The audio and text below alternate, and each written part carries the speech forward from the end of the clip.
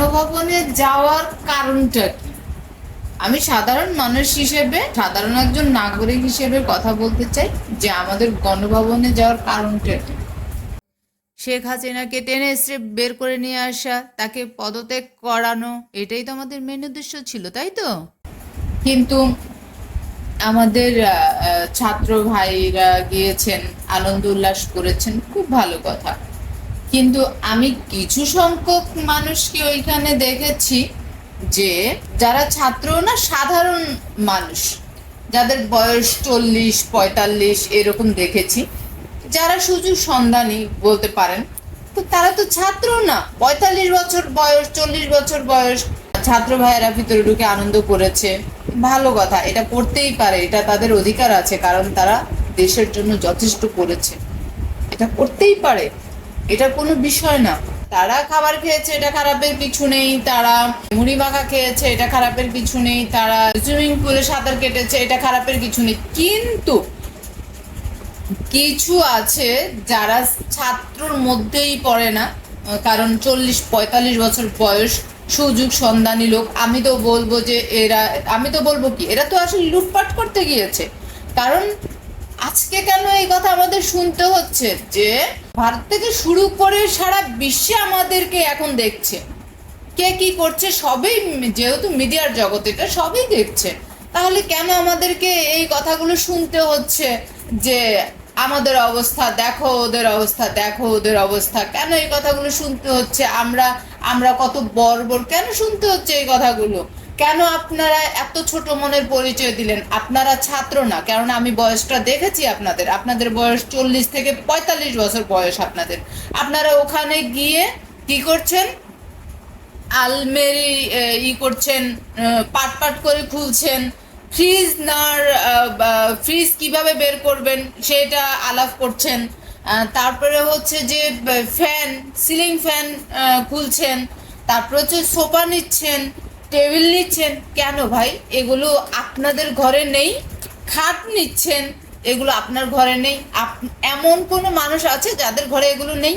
আছে তো আপনার ঘরে। আর আপনার ঘরে না থাকলে মাটিতে শুয়ে থাকেন না, অন্ততপক্ষে তাদের কথা চিন্তা করে মাটিতে শুয়ে থাকেন, যে এই দেশটাকে দ্বিতীয়বার স্বাধীন করার জন্য, এই বাংলাদেশকে আমার অনেক ভাই বোন, ছাত্র সমাজের ভাই বোনরা প্রাণ দিয়েছে, শহীদ হয়েছে, অনেক মায়ের বুক খালি হয়েছে, অনেক মেয়েরা অত্যাচারিত হয়েছে, অনেক মা বোনরা হচ্ছে ধর্ষিত হয়েছে। কেন আপনারা দেখেননি খবরগুলোতে?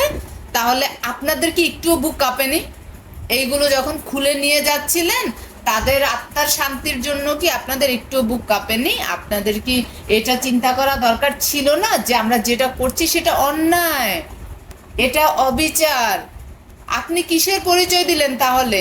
এক চোর তো চুরি করে ভেগে গেছে, পালিয়ে গেছে, আপনি কিসের পরিচয় দিলেন? তবে আপনারা যারা এই কাজগুলো করেছেন তাদেরকে ফুটেজে সুন্দর করে তাদের ছবি তোলা আছে। তো আমি ব্যক্তিগতভাবে, কেন জাতীয় এটাই চাইবে যে তাদেরকে আইনের আওতায় আনা হোক। কিসের জন্য? এই গুটি কয়েক সুবিধাবাদী লোকদের জন্য আজকে আমাদের বাংলাদেশের সম্মান হেস্ত নেস্ত হচ্ছে। কেন হবে এটা? কেন আপনারা আজকে এইটুকু মানে সহ্য করতে পারছেন না? কাপড় নিয়ে টানাটানি করছেন, ভাগাভাগি করছেন, এটা কি ঠিক? আপনারা ওই মেয়েদের ব্রা নিয়ে উল্লাস করছেন, এটা কি করছেন আপনারা? এটা তো ঠিক না। আপনি একজন যদি সত্যিকারের দেশপ্রেমী হয়ে থাকেন তাহলে এই কাজগুলো আপনি করতে পারেন না। আপনি রং করেছেন, আপনারা রং করেছেন, এইগুলো করতে পারেন না। ঠিক যেমনটা ছাত্র ভাইরা দেখেন কি করেছে, ওরা যে কত বড় মনের মানুষ, ওদেরকে আমরা যতই বলবো ততই কম হয়ে যাবে। ওদেরকে আমরা যা বলবো, ওদের সম্পর্কে যতটুকুই বলবো কমই হয়ে যাবে। যেমন ছাত্ররা কি করেছে, কেউ বা কাহারা লুটপাট করে নিয়ে যাচ্ছিল টাকা, সেটা হচ্ছে ছাত্ররা ধরেছে, ধরে এবার সেটা মিডিয়ার সামনে সেনাবাহিনীর হাতে তুলে দিয়েছে। 55 লাখ থেকে শুরু করে 60 লাখ এর মধ্যে। আচ্ছা দেখেন তারা কত বড় মনের পরিচয় দিয়েছে।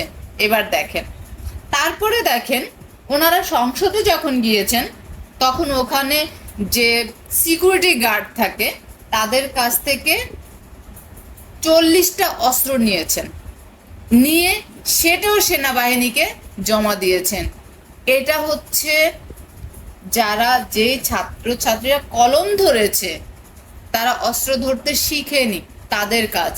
আর আপনারা হচ্ছেন যে বর্বর কিছু লোক আছেন, তাদের যে সুনাম অর্জন করেছে তারা তারা দেশের জন্য যে যুদ্ধ করেছে সেটাকে মাটি করার জন্য আপনারা ওইখানে চুরি করতে গিয়েছেন, আপনারা ওইখানে গিয়েছেন লুটপাট করার জন্য। আপনাদের সমস্ত মানুষগুলোকে, যারা আপনারা এইগুলো করেছেন, আপনাদের সমস্ত মানুষগুলোকে আইনের আওতায় আনা হোক। আর যদি আপনারা মনে করেন না, আপনাদের যদি গিলটি ফিল হয় যে না আমরা যেটা করেছি অন্যায় করেছি, আমরা কাজটা ঠিক করিনি, আপনারা ক্ষমা চেয়ে সাধারণ জনগণের কাছে ক্ষমা চেয়ে জিনিসগুলো ফেরত দিয়ে আসেন। কারণ এইগুলো দেশের সম্পদ, এইগুলো শেখ হাসিনার বাবার সম্পদ না, এইগুলো আমাদেরই সম্পদ, আমাদের ট্যাক্স দেওয়া, আমাদের পরিশ্রম করার টাকা। আপনারা যদি মনে করেন যে হ্যাঁ আমরা অন্যায় করেছি, তাহলে ফেরত দিয়ে আসেন। দেশের ভাবমূর্তি কখনো নষ্ট করতে যাবেন না, আপনাদের জন্যই দেশের ভাবমূর্তি নষ্ট হয়।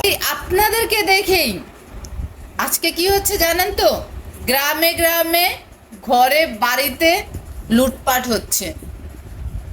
এর জন্য আপনারা দায়ী, এগুলো বন্ধ করুন। কেউ হচ্ছে দেশ স্বাধীন করছে, রক্ত ঝরাচ্ছে, বুকে রক্ত ঝরাচ্ছে, কেউ হচ্ছে ধর্ষিত হচ্ছে, দেশের জন্য যুদ্ধ করছে, দেশ স্বাধীন করার জন্য। তাহলে কোথায় কোথায় তাদের সম্মান? আপনারা তো তাদের অস্তিত্ব ধুলির সাথে মিশিয়ে দিয়েছেন। এগুলো বন্ধ করুন, আমার এতটুকুই বলার ছিল, বন্ধ করুন এগুলো। ধন্যবাদ সবাইকে। আমি কোনো খারাপ উদ্দেশ্যে কথাগুলো বলিনি, আমার কথাগুলো ভালো উদ্দেশ্যেই বলা হয়েছে। ভালো, আমি মনে করি একজন দেশের নাগরিক হিসেবে যে আমি কোনো খারাপ কথা বলিনি, এবং হচ্ছে আমার বলাটা রাইট আছে।